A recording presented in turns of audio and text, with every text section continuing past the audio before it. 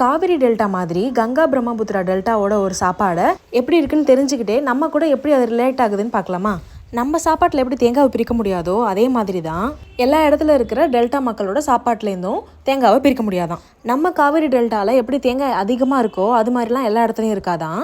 ஆனாலும் அங்கே இருக்கிற மக்களும் தேங்காவை பயன்படுத்துகிறாங்க. நம்ம எல்லாத்துலேயும் தேங்காவை அரைச்சி போடுறோம்ல, ஆனால் அவங்க பல விதமாக பயன்படுத்துகிறாங்க.